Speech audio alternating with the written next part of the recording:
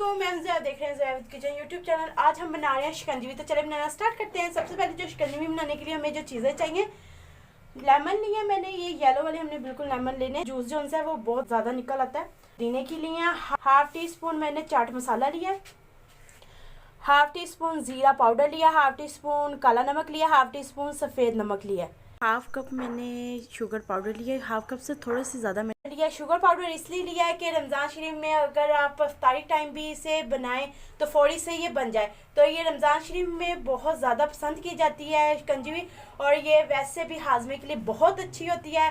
तो चले बनाना स्टार्ट करते हैं। सबसे पहले जो हम लेमन है इनका जो सा जूस है ना वो निकाल लेते हैं।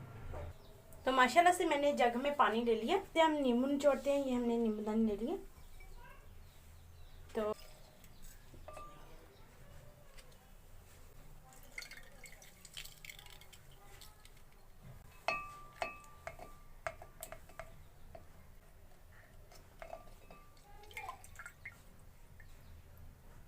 तो माशाल्लाह से हम ऐड कर दिए पानी में। तो अब ये हम तमाम चीज़ें इसमें ऐड कर देंगे। चाट मसाला पाउडर भी ऐड कर देंगे। क्वांटिटी में इस वजह से ज़्यादा लिया है कि ये हमने शुगर पाउडर लिया है। अगर आप साबुत चीनी ले रहे हैं तो अपने टेस्ट के हिसाब से आप कम ज़्यादा कर सकते हैं।